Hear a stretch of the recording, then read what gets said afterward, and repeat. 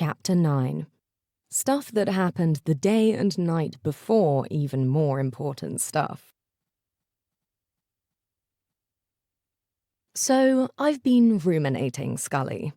On the surface of things, fiction seems to borrow from real life, according to some of the great thinkers of Hraith.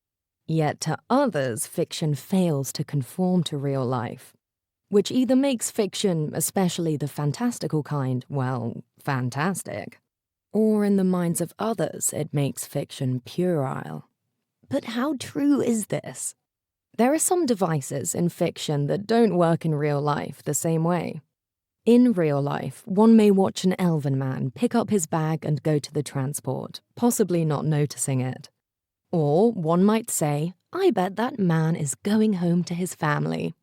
And whatever he went through today, they make it all worth it. Or, he looks to me like the type who had children, but now they are grown and out. But he and his wife still enjoy conversations at evening meals. Now, one may do this but be wildly wrong. The man may not be going home at all. He may have a meeting at another city in the Marches, and he is heading there now to stay at an inn because it is too early to travel in the morning.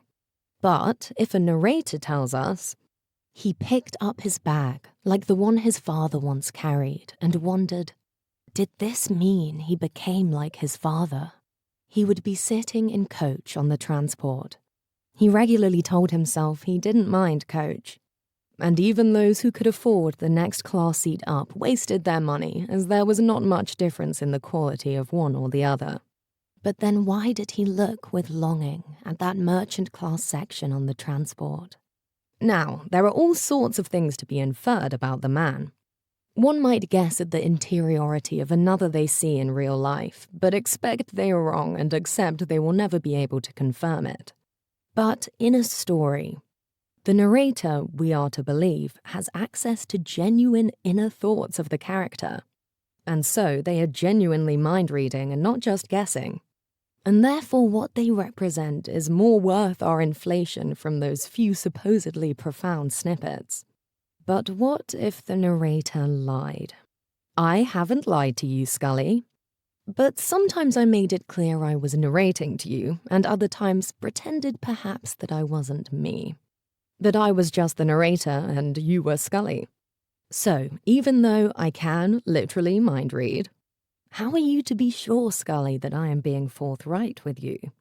I could read the minds of others perfectly well, my little round bony friend. But perhaps I don't transmit it to you honestly. You've brought this up to me in the past that you question my reliability. But I think you're teasing. I think you do, in fact, trust me. Let's sit for a minute. I'll sit you on that one stump and I'll sit on the other. Oh, either is fine with me. Which one do you want to be yours? I can't represent everything. And I need to make choices about how I represent it. Do I describe it? Do I help you understand with poetics? I do my best. I can't represent ultimate truth to you, Scully. You're really too smart to think in all cases there is one objective truth. What was I about to mention? No matter, the point I really wanted to make was about timing. Often in fiction, timing seems a little too perfect, don't you think? A knight is taking the high road and watching a storm coming in from the coast. There is a crossroads that is rumored to be cursed when one crosses it at night during a storm. Of course, the storm will hit the crossroads as the knight passes it. Our hero cleared the crossroads and was already back to his village by the time the storm was on the ridge where the crossroads was. See, that's not much of a story. You would argue that things can all come together in real life at just the right time, Scully. But they don't have to. Not with the reliability of fiction. But I would disagree. Do you not make a story out of the events of your life? And if timing had been other than what it was, in the coming together of things, you would have a different life and hence a different story.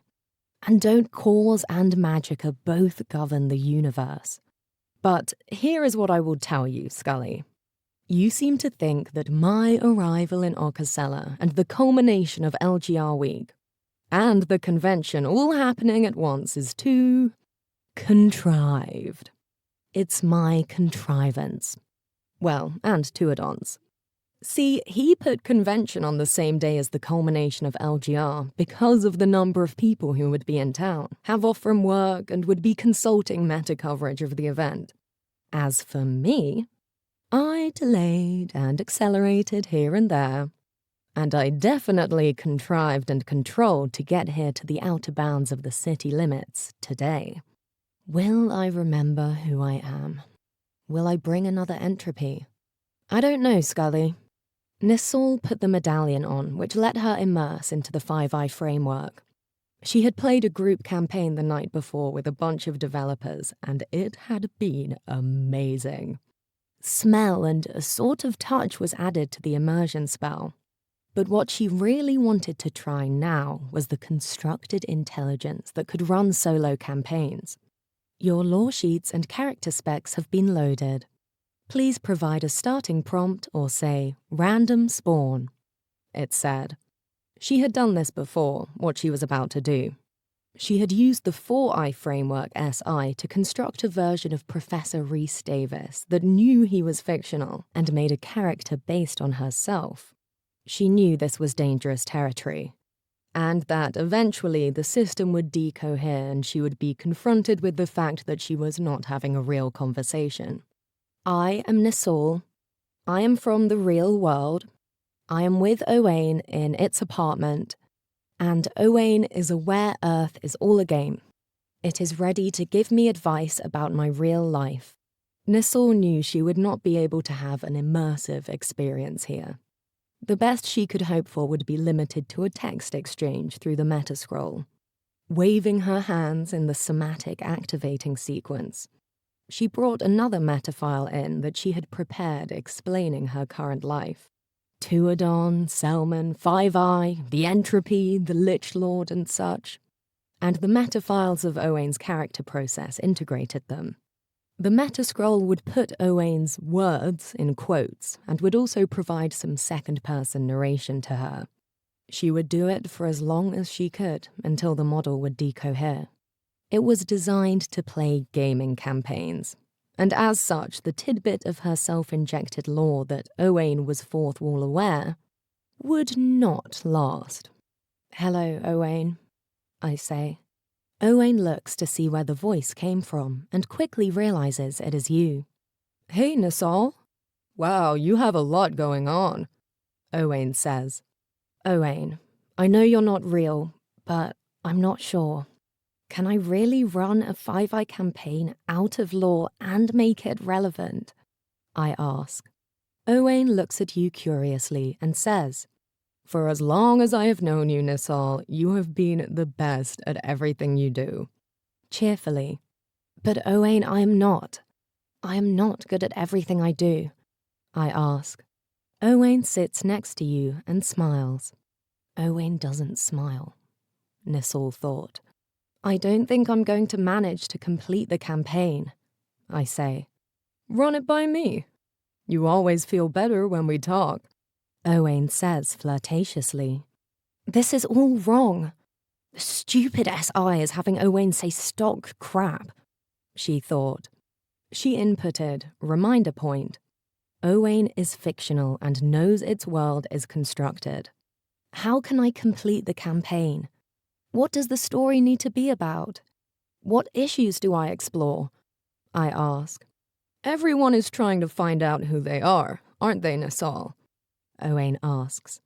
No, some people are just trying to survive, I say. But you aren't going to be playing a role-playing game with people who are worried about survival, Owain says. Not in the moment, at least.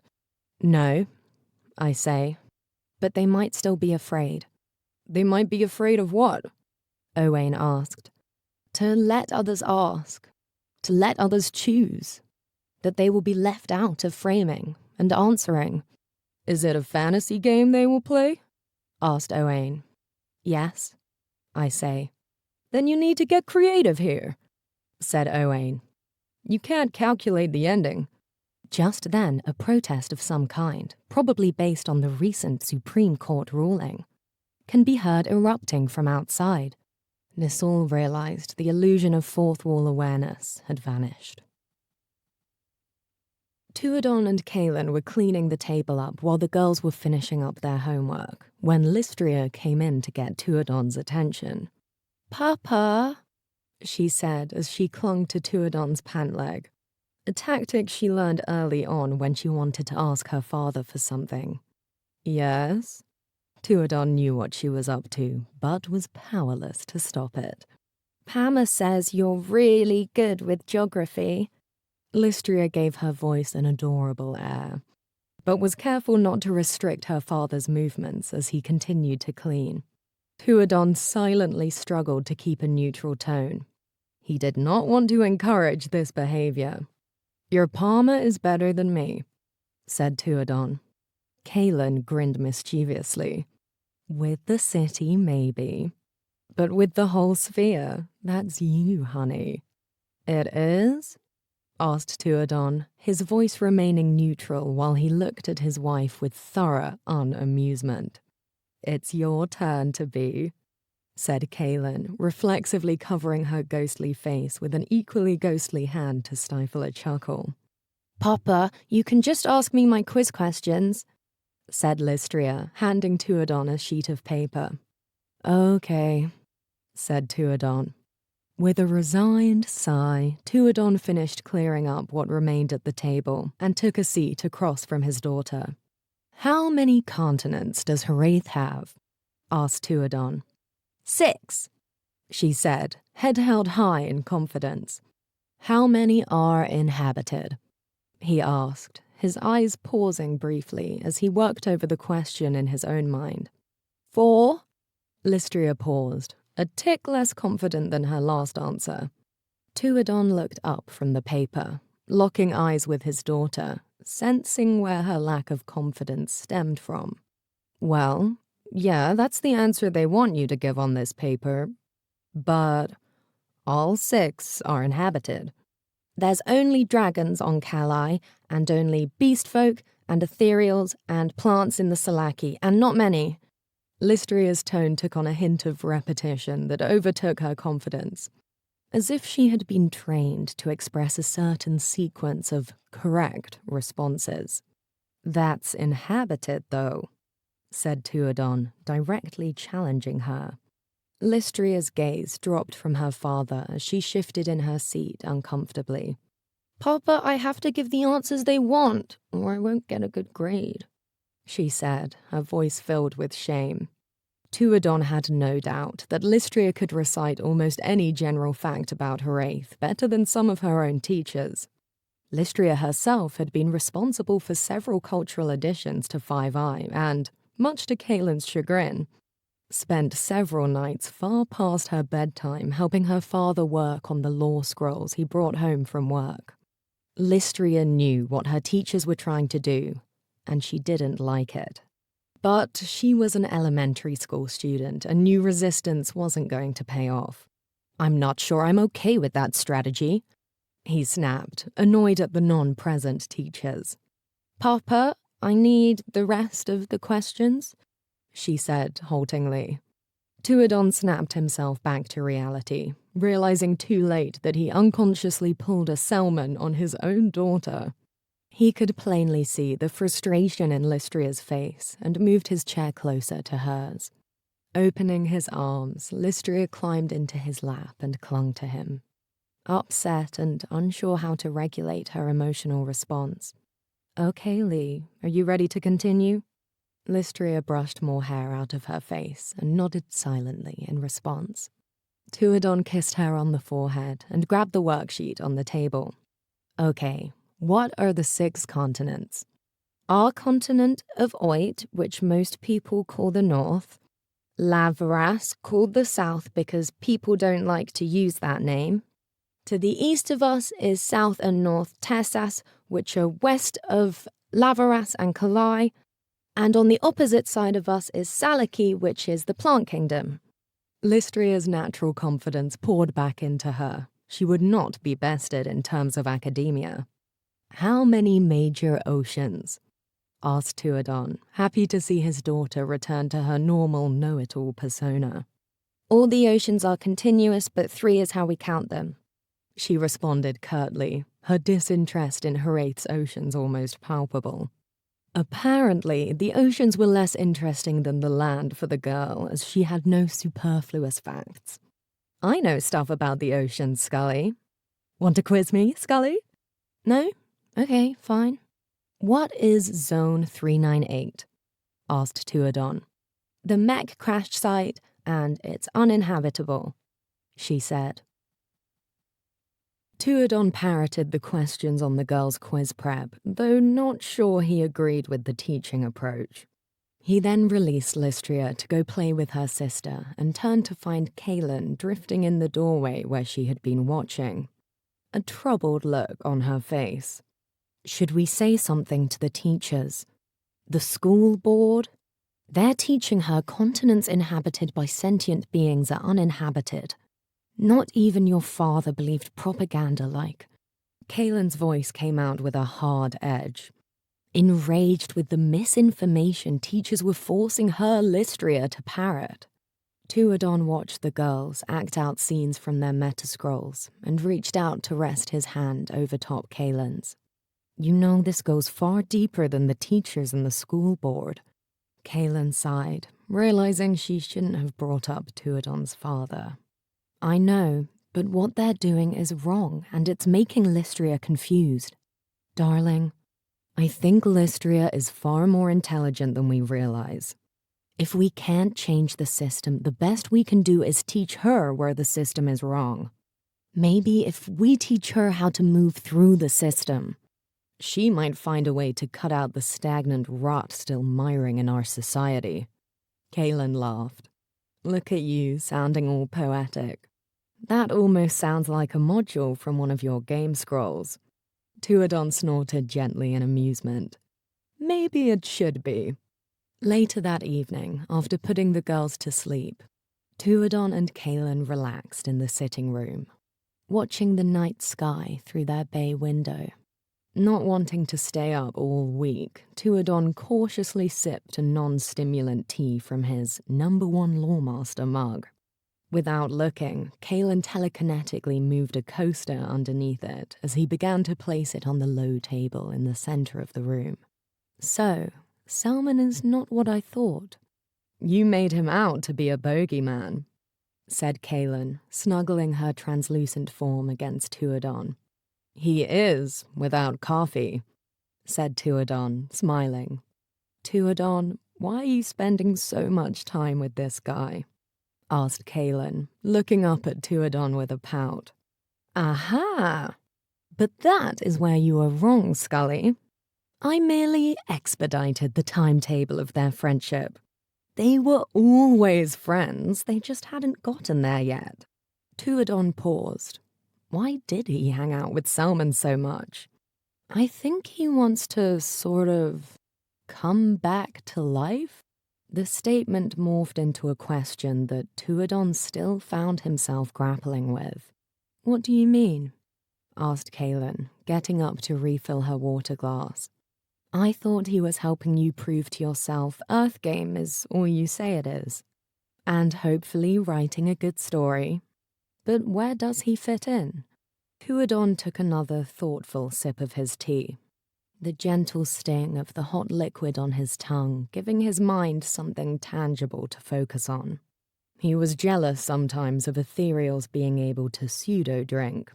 I think he decided at some point to just observe life. But deep down, he doesn't believe the world can get better. In fact, I think he doubts it. But he hopes for it. Tuadon took a longer pause and interjected against himself. I asked him directly, why he is a reporter. Kaylin drifted back to her perch beside Tuadon, water in hand. And? No origin story, said Tuadon, obvious dejection on his face. Kaylin was summoning her own coaster from the stack at the center of the table and floated it towards her with one beckoning finger when Tuadon's response caught her off guard. drawing her focus away enough to make the finely varnished wood sag momentarily. "Come again?" asked Kaelin. Tuadon never gave Kaelin an answer that night, and the couple moved on to other topics as they enjoyed each other's presence. But the question remained with Tuadon, and he wondered exactly what it was that had made Selman Ann become an observer to life, a recorder, and a reporter. Tuadon had started this journey to find out why he himself felt he hadn't done enough, and why he felt the need to do what he did through Earthgame, through his work and not directly. Selman's constant examination of Tuadon had caused him to realize that he did not trust himself completely. He did not trust his wealth, his family status, the legacy of his father, or his father's work. In a sense, he did not feel worthy to directly put forth efforts to better society, but he felt he needed to. So, what he had come to understand about himself is he felt worthy enough to be a resource, and put himself and his resources as a tool in the hands of Earthgame. In this case, for convention, in Nisol's hands. But Selman. If he wanted to understand Selman Ann, then Tuadon would need to be more forthcoming and direct. Selman was a certain type of moral, if that is the word, and Tuadon trusted that Selman would not take advantage of Tuadon in a moment of openness and frankness. The question remained with Tuadon well into the next day. And so, with this mindset, and on the heels of his conversation with Kaelin, he went to meet Selman for lunch. It was to be a sort of picnic, or at least it was on a bench in the park, and Selman brought sandwiches. "I think I have something for you," said Tuadon, sitting down and looking his friend in the eye. "I know I have something for you. Beef and tackroot on peasant bread," said Selman, pulling 2 sandwiches out of an enchanted cooling satchel at his side. Tuadon was momentarily thrown off. He was hungrier than he thought, and the proposed sandwich actually sounded quite good. He took it and needed a few bites before continuing the conversation any further. He disclosed to Selman the inner monologue which had bubbled up earlier, about his feelings of ineptitude and fears of failure. The more he talked, the more thoughts and feelings and fears spilled out of him, and he turned to Selman to ask questions, his eyes begging for some sort of guidance. Selman listened to his friend patiently, letting Tuadon's words flow through him as he started to formulate his responses. His voice came out in a low rumble. "Why do you need a proxy to see if you can do good in the world? What are you trying to do? Change minds?" Selman's eyes bored back into Tuadon's, pushing him towards self-actualization. Tuadon's mind whirled with thought. He could feel something deep and significant within himself start to stir. Eyes darting to meet Selman's, he felt his mind latch onto the answer. Yes, in some way. Exactly. Change minds, said Tuadon. Selman could feel his mind reaching out to meet Tuadon's. He could feel the elf's thoughts as if they were his own. He could feel Tuadon's struggle to find purpose, to find life and meaning. Resurfacing from his trance-like state, Selman spoke again. "Is that what Nisol has to do at convention? Change minds?" Selman could see his words were not reaching Tuadon and pressed further. "I'm not just talking about the pseudo-politics of Earthgame, but reshape the opinions that lead to actions. Half of Nisol's players are going to be professional gamers with liberal views. Who are going to be the people believing false narratives? Who is she going to bring in who aren't on board with our Ocasellan, whatever, togetherness thing? Is she going to invite first cause preachers and elven supremacists and change their minds with the campaign?" "I don't know." Tuadon's voice came out as a whisper. The thing inside him continued to stir, attempting to push through to the surface. Salmon watched as Tuadon continued to struggle with his own thoughts and pulled back on the normal harshness in his words. You've left it very vague.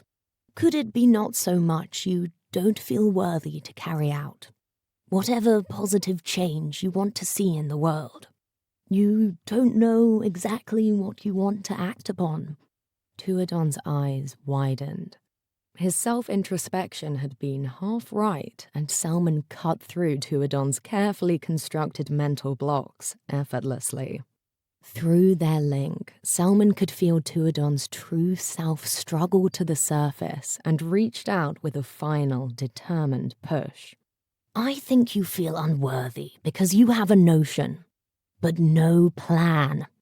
All the speeches and articles for LGR about inspiring members of the LGR community. It's meant to make people who are LGR feel capable to go after their place in society, and makes us incarnates not see them as others. Is it a good plan? Salmon paused, letting the question linger in silence before continuing. It's okay-ish. It's a little propaganda-ish. Although, of course, I agree with the message, but there is a goal. And there is a set of actions the folks planning that festival hope will do it. But you, Salmon gestured to Tuadon, you have this notion that Earthgame can make the world better. How? What aspect? Race relations? Progress away from old myths? Self-enlightenment? Salmon watched Tuadon for his reaction. Tuadon felt the thing inside him finally surface from what felt like an endless ocean. A large hand grasping his outstretched arm and pulling him free of the void. Yes, Tuadon responded, almost trance-like. So, you've got the same problem as me, said Salmon, smiling as he pulled back from their mental connection. Tuadon took a moment to shake off the aftershocks of his epiphany, finally remembering the sandwich clutched in his hand. A weight finally lifted. Tuadon's emotional state normalized. Which is? Asked Tuadon, taking smaller bites of the second sandwich half. Salmon relaxed back into the park bench, watching a light elf child and her guardian revenant play around a large tree. The world is full of imbalances and narratives, injustices and pains. Any one of them is worth fighting for. Someone's rights, someone's pay or access to society. Salmon leaned towards Tuadon, gently bumping his shoulder. This imbalance, or this or that old myth causing us to do things in a way that are good for only some or none. But none of those things are enough. None of them are worthy of Salmon Ann's singular focus?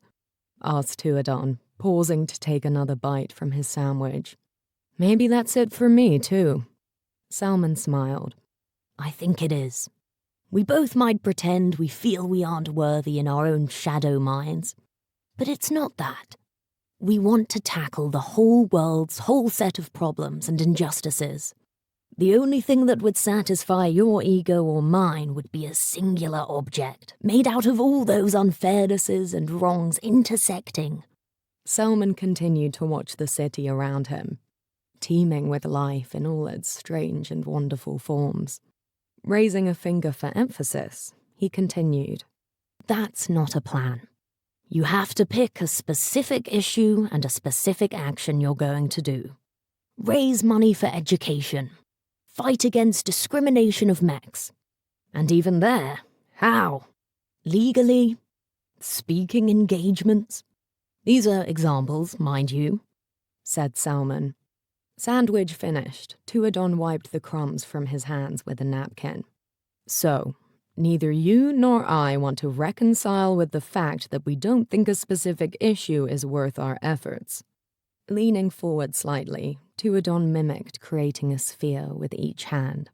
So I build this game that has the potential to do any of these things.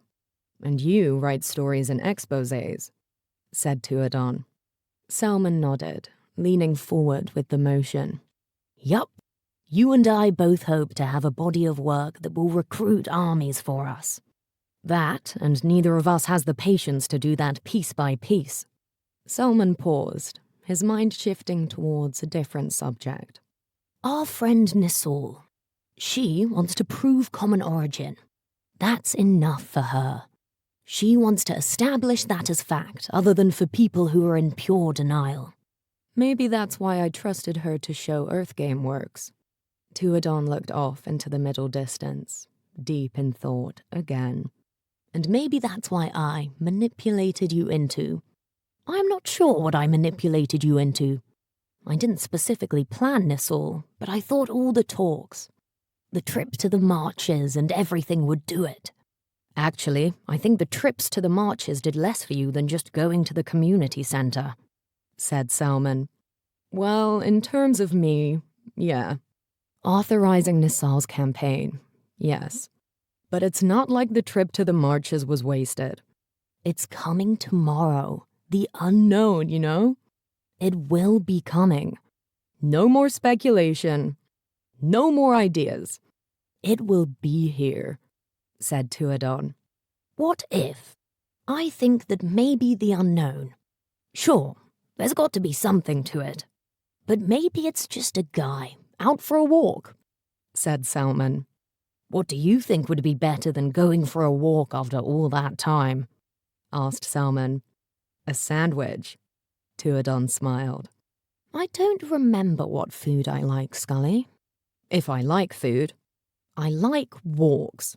But I think the thing I missed most before I woke up was conversation." Those sandwiches did look very good, though. Though employed by Cantria Today, a magazine and meta-broadcast guild, Selman rarely found himself at his designated desk. Most of his stories were specifically in Ocasella, and when he did venture outside the city, it was all over the continent. In no way did he report on Cantria, the territory which Ocasella Weekly governed, in any specific way. Over the course of several years, Selman worked out a hybrid-styled schedule, as there was little need for him to come in save for important staff meetings. Selman never felt comfortable shackled to one place for long. He liked the freedom of working from home, from cafes and outdoors. And lately, he had even liked working at a desk in Tuadon's office. His days normally started with a series of brief meetings with colleagues and other members of staff stationed in the main office over company meta-views. After discussing workflow, deadlines, and other office-related errata, Selman continued along his day at his own pace. His meetings finished for the day, Selman found himself strolling through the gardens outside of the Athens Guild, thinking about the recent few weeks. Selman thought back to his conversation with Tuadon on the park bench. The wisdom that poured forth from Selman that day felt long practiced, but in truth, it all burst forth on the spot. Continuing his slow, steady pace, Selman ruminated on where that knowledge came from when a spark deep within himself burst forward. He and Tuadon were people who lacked the courage to choose a specific issue to fight for in the world, and so instead viewed themselves in some pseudo-messianic fashion as someone to provide the world with a resource toolbox. Here it is, Scully. We finally get to see what makes Selman tick. Or most of it. Some of it. Selman paused at a small sapling that had been recently planted, watching as it struggled to find purchase in the soft earth against countless other plants far more well-established. Watching the plant as it silently struggled to thrive, Selman was reminded of his younger days before Cantria Today. When Selman left the postal service where he had worked for his mother, he hoped, like many journalists, to find areas of progress and change to advocate for. Yet, while he remained an idealist, deep inside every issue he could see himself fighting for was muddled by some kind of narrative, and imagined itself, or rather its advocates did, in a sort of competition. They all seemed to think there was some limited well of hope for change and justice. and therefore spent most of their time blocking out and gatekeeping other advocacies for other issues, even if, in fact, the social forces which maintained what they were fighting against came from a common source. Salman became disheartened, and somehow viewed himself as separate from this world. Salman could feel his knees begin to creak and moved on past the sapling, his thoughts moving to the recent past with Tuadon and Nisal. The pair reminded Salman much of his younger self. Nisal, with all her hope for proving common origin beyond the shadow of a doubt, and Tuadon with all his hope for Earthgame to become a vehicle to resolve false narratives, existential crises of the user, and the othering of others as one competed to not be othered oneself, at least had goals. But Salman viewed those causes as something limited to Okasela. Salman liked to believe he focused on the entire world of Hraith, but an almost alien feeling kept plaguing the back of his mind. He didn't know why, and he didn't know what Nisal would do in that campaign at convention. But he couldn't shake the feeling that somehow she would prove the social value of Earthgame, proving Tuadon right. If these feelings were right, it was up to Salman to get that message out to the entire world. Finally resting at an ornate wooden bench, Salman stroked his beard thoughtfully. For this to work, he needed direct control of the meta broadcast, a small broadcast crew who would do exactly what he said, and a global access time slot. The first two would be easy enough, but the last point of order would be difficult to complete without interference from the main office. Yes, I might have fanned the fire in Salman on this idea. The flames were his. The one person who could approve this request was Dranken Attis, the ghost who was more or less his boss. And Dranken would never approve it for the very valid reason Salman had to request it. So, Salman may have told a fib that he had a tip from the Magecraft Prognostication Bureau that I was going to show up at convention the day of the campaign.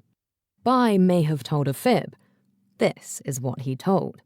Dranken, in turn, told the editorial board he was giving Salman a live global uplink crew because Salman was going to break a scandal about use of conscripted ethereal labor in content writing by the Warring States Guild live at convention.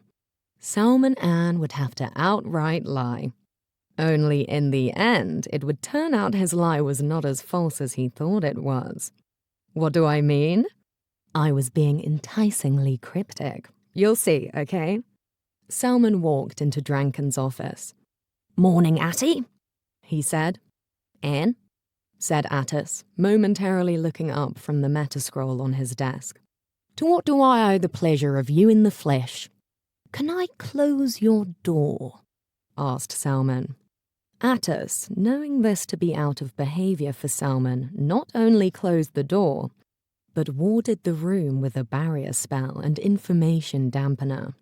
Pushing his metascroll aside, Attis fixed his stare on Salman. Curiosity mixed with professional dread. "The Lich Lord," said Salman plainly. "The unknown revenant entity. I know where in Okasela it will show. A light mage at the Institute told me. I am positive. This guy was able to use Mage Metcraft to mind-read it. So far, he's predicted its every move accurately to the day and coordinates." Salman watched his employer cautiously for a reaction. Overcome with excitement, Attis phased his non-corporeal form through the desk to approach Salman. "Where?" asked Attis. "And when?" "I'll tell you under one condition. The story is mine, and you give me a global uplink, and I pick my own team," said Salman, fixing Attis with an impenetrable stare. "This information belongs to the journal," said Attis, slowly drifting back and forth across his office as he paced. "My story, my control," said Salman. "Okay," said Attis, raising his hands in surrender. But how are we going to have a global broadcast crew mobilised and not tell anyone why? Asked Attis. Cover story, said Selman. See, the beauty is the unknown is going to come straight up the river and to the site where the old city nexus was. Selman offered Attis a conspiratorial smile. Attis waved an arm dismissively, not following the importance of the location. The nexus was long gone before I was born and died. I'm not a history buff, said Attis. The convention centre, a few hours into the first day. You tell them I have a scandal involving the entire guild behind warring states, and funneling of funds to the south. Selman's grin widened. That doesn't sound plausible, said Attis flatly. I know we can come up with something better than that. Selman approached Attis, arms open in an inviting gesture. Then you come up with something to tell the board. You get me that uplink, and my crew, and whatever this thing is going to do. We'll have the broadcast, said Selman, taking a half bow for his performance. And what if it destroys the world with another entropy? Asked Attis, tapping his face with one hand as he calculated the astronomical consequences. Then who cares about resources being wasted? Said Selman, issuing another devilish smirk. The ghost floated and did a few loops in the air to alleviate stress. Good point, Anne. I can't believe I'm saying this, but okay, you will have your broadcast. Selman pursed his lips and nodded slowly as he exited. Excellent. Pausing to look back at Attis over his shoulder, he levelled a cool glance at the ghost. You won't be disappointed, Attis. Attis returned to his desk and waved Selman off as he left, returning to his metascrolls. All these lies, Scully. Warring states are not bad people that use conscripted non-union creative labour. I can't make Drankin's lie true. But if I show up at convention, Selman's lie will be true. Or be a truth? Something like that. Nisal did not go to Tev Atra often. She thought how before Okasela was Okasela, the neighbourhood of Tev Atra would have been the farms that supplied the city, the equivalent of the part of the dig site where she and Lyra had hiked. Looking over the rolling plains, spotted with various people and machines going along their day, Nisal wondered if the people who lived on those ancient city farms at Drothla were there by choice or punishment. As the transport floated into Tev Atra proper, Nisal's previous musings quickly faded. Tev Atra, in contrast to the rest of Okasela, said one thing: privilege and power. No one was unwelcome in Tev Atra due to their race or religion, and in that way the neighbourhood was consistent with Okasela. In contrast, Okasela's sister city, Iyata, had a progressive nature that was more of a facade. Iyata's equivalent affluent neighbourhoods were unofficially human and elf only, a concept that was strictly enforced through social attitudes. Mechs were allowed within the city, but most locals would like you to forget that mechs had only gained the right to vote in Iyata 20 years ago. Fearful that the knowledge would scare away deep-pocketed Okaselans on vacation. But in Tev Atra, more an appendage than district to the rest of Okasela, the barrier was money. It was, for the most part, impossible to live there if you didn't have wealth, or come from a historically prestigious family. A trap that many naive, less fortunate Okaselans fell victim to. The Riazlans, Nisal's family, was still an affluent member of Tev Atra society, but perhaps not as wealthy as they were in prior years. If the Riazlans arrived in Tev Atra today, it would be unlikely they could afford to buy their own home.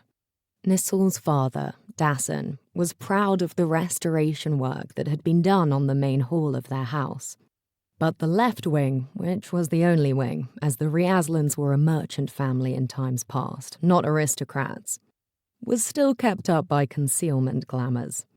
The glamours were larger versions of the ones at the Orange Lantern, which made the stone look in better shape. Once, Nisal had mistakenly suggested making adjustments to the glamours, saying the enchantments were starting to look thin in some areas. Dasan took great offense to this, and it led to a heated screaming match between the two that ended with Nisal leaving to work at one of her department's university dig sites for the remainder of her holiday break. Nisal, at 44, was the youngest of 3 children, 2 brothers and 1 sister, all older than her by 20 years, which was not much in a dark elf lifespan. Her oldest brother Sorsal was a diplomat working for the government of Okasela to help with the plight of refugees in the marches who had been affected by the turf wars further south. Her sister Can researched the application of mech mage methodology to incarnates and ethereals. And the younger of her 2 brothers, Lolith, specialized in attempts at reopening trade between the Northern Continent and Southern Continent guilds. Her relationships with her siblings were all loving, but complicated, as were the relationships between siblings that share high-strung parents. Dasan was a researcher in neuroimplantation, the grafting of traditional magical and mech-inspired technology into the brain. While this field embraced sentient enhancement now, in his Floruit, the focus was more on the treating of what were considered at the time disorders. Her mother studied conscious frontiers, both in incarnates and ethereals. Mama does the mind, Papa the brain, the siblings used to say. Her father had inherited some money from his family, but most of his current fortune was made by his own endeavors. A point he was very proud of, and he expected no less from his children. A major point of contention between the siblings. Her older siblings had always seemed to get more money from the family to jumpstart their careers than Nisal had. And Nisal always felt perhaps if she had asked for it, it would have been given. And occasionally she had to ask for some. In university, she had paid tuition via grants, but had depended on her parents for living expenses. She did have a legacy from her grandfather, as all her siblings had, which had let her live and eat since university ended 10 years ago, and would for a few more years. But it would not provide forever. And it most definitely would not pay for a dig season. It is not fair to say Nisal and her parents were not speaking for the last year and a half. They spoke and checked in and followed up to make sure health ailments were not too severe, but they had not felt like family. This was important to them. Family for the Riazlans was not just appearances and duty. It was real and in the heart. Nisal had never had much interest in romance. She had dated and had some relationships, and she did not even eschew a partner to pursue career. She was just not, at least in this part of her life, strongly interested in romance or an intimate partner. Her friends were, of course, 2 groups, gamers and old university friends. She fit somewhere between them.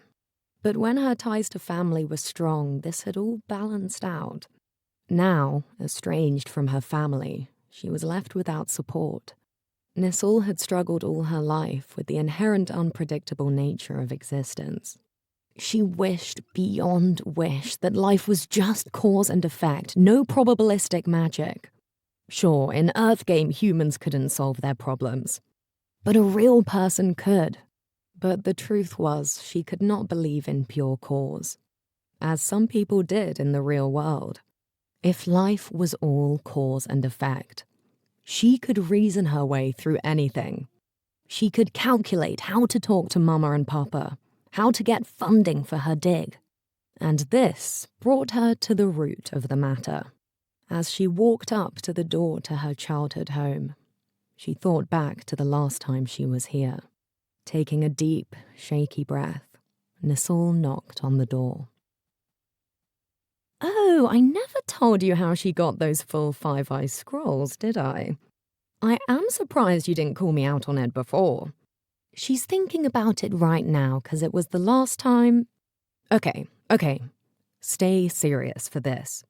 Long before she met Tuadon and Salman at the community centre, almost a year ago, she had gone in for an interview with Tuadon's guild to get a position as a content writer. She thought it had gone well and was planning on visiting with her parents that evening to share the news. The man who interviewed her, not Tuadon himself, had obviously had some sort of stomach issue going, as he had passed very stinky, smelly gas several times. "Scully!" "It's not that funny.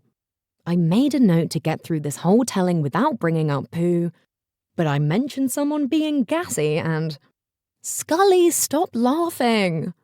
I knew you would become immature at the mention of anything like poo. Why I keep company with you, I'll never know." As I was saying, in Nisol's interview, finally, during the portion of the interview after which Nisol had talked about herself, he was explaining what they were looking for, and he had to excuse himself, obviously to go to the toilet. "Scully!" During the hiatus, Nisol saw it. A hyper-dense metascroll. The rumors were true. The guild had already worked out Five Eyes' full gaming systemics. She telepassed the scroll and saw it had no copy protection on it. She could not resist. She copied the entirety of the scroll via a transference into her own metajournal. The immersion spells, the law books, campaigns, everything. She had come home and explained her interview at the guild went well. Her parents did not tell her to forget the guild and focus on archaeology. "If you want to do gaming, Nissa, we are behind you. But you can't keep dabbling your feet in gaming development and archaeology," her father had said. She didn't correct her parents when they called her by the diminutive Nissa. "I am not Papa. You know I want to do this so I can fund my own dig. I have to fund my own dig. No one is going to let me do straight science at Droathla because of all the damn origin myth bullshit," she said, struggling to keep a whine out of her voice. "I don't believe those origin myths are true, darling. But it's rude to call traditional people who believe in them, well, to call it bullshit," said Hyleth, her mother. "You know just as well that they use those myths to repress people, Mother. Anyway, I'm going to save money working for the guild to fund my own dig," she said. "Nissa, I know you don't want to take funding for the dig if you have to repress your results. But you could dig other sites," Dasan offered. "And the gaming, dear. We worry about you getting confused again," said her mother, hesitating with her words. "I wasn't confused, Mum. I was crazy." "You know, if we could just give you the money for the dig, we would," her father pleaded. "I didn't ask for it," said Nisol, her voice growing cool. She could sense where this conversation was heading. Hyleth turned to Dasan and grasped his hand before looking back to Nisol. A warm, political smile on her lips. "Papa and I have thought about it." She paused, conflicted with how to mediate the growing tension. "We would be willing to fund your dig if you'd be willing to get an implant treatment." Nisol's heart dropped. As much as she loved her family and vice versa, she feared they would never truly understand her. As the evening drew on, the conversation deteriorated. Her parents were not trying to force her to get a psychologically corrective implant, but they were trying to entice her to consider it with the promise of funding the dig. Nisol was no fool. She knew to do so would cause them to take on a debt Nisol did not want them to take. From Nisol's perspective, this proposition seemed like they didn't believe funding the dig via the money she might make with the gaming consultation was viable. While, in reality, they were not trying to force her to get the procedure, but rather not think of the implant as horrible and unthinkable, which was her current regard. Nisol knew the reasons for this thinking. Her father. She had seen changes in him, in his inability to make abstract leaps of intellect and cross-connect ideas. and his failure to be fully present when he got his implant. Her narrative was not that it was wrong for him to get the implant, but she did not want to see the same changes in herself. But to Papa, any discussion of this was an indictment of his decision for himself. The evening had not ended well, and while they never truly stopped speaking, things had been cool, and they had not seen each other in person in quite some time. It was her parents, rather than her cousin, who had arranged the job interviews for the short-term dig site supervisor role she had interviewed for, the cousin being a proxy of sorts. Let's rejoin her in the present.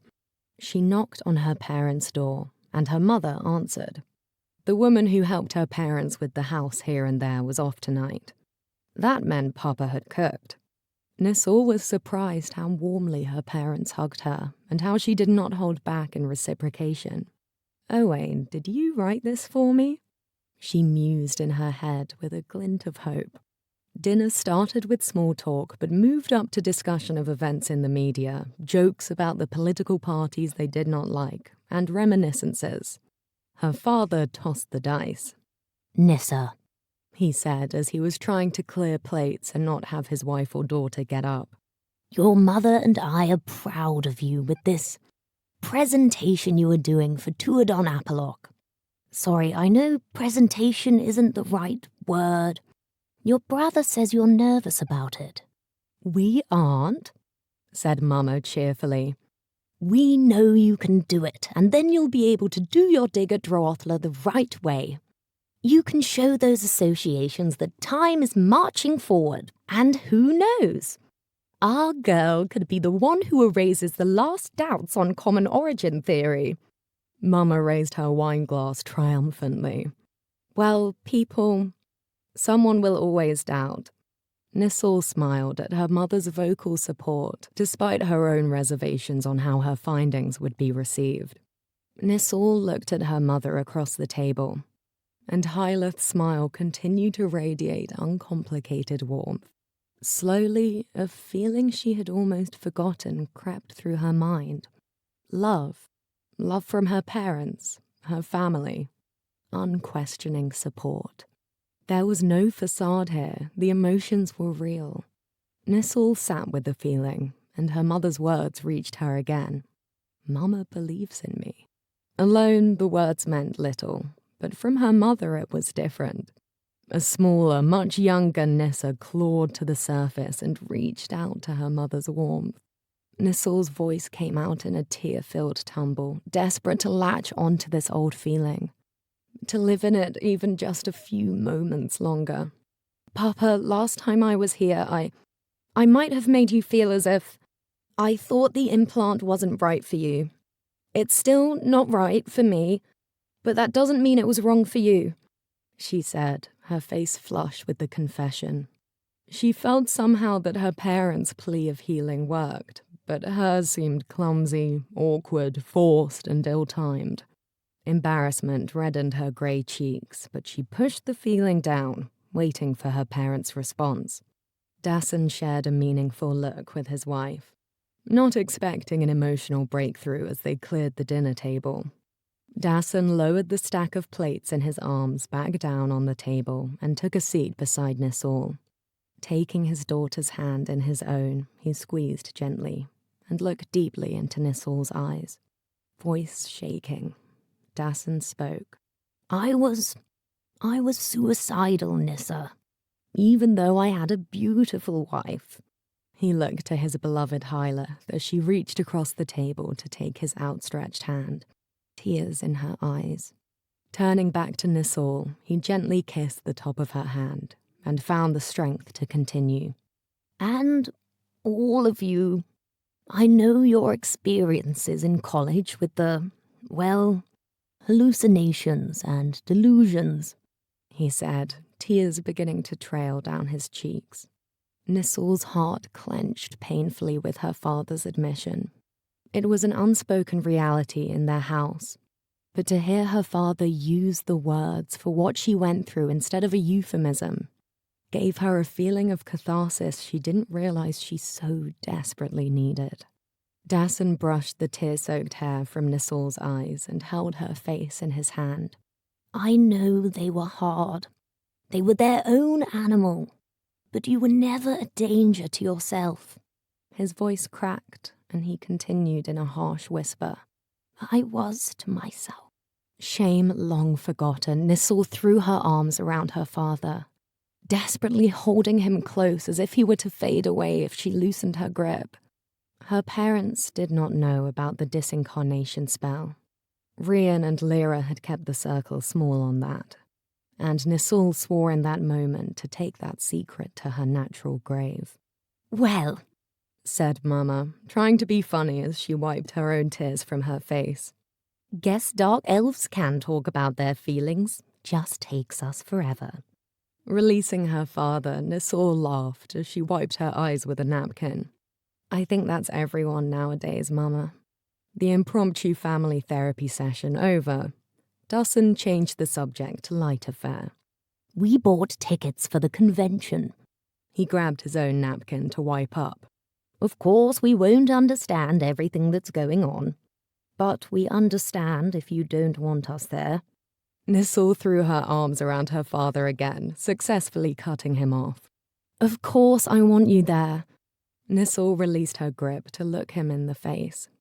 In fact, I want you to be part of my campaign, she said, again fidgeting unconsciously with the black ring she'd picked up at Drawfler. Well, said Papa, unsure how to react. Nisol laughed, gently pushing her father's shoulders. I'm screwing with you on the last part, she said, still hugging Papa. Hyleth walked around the table and hugged her daughter and husband tightly. I knew you were screwing with us on the last part, said Mama. Yes, yeah, I am the one that might have done a whisper, so they bought the tickets, Scully. They did the rest on their own.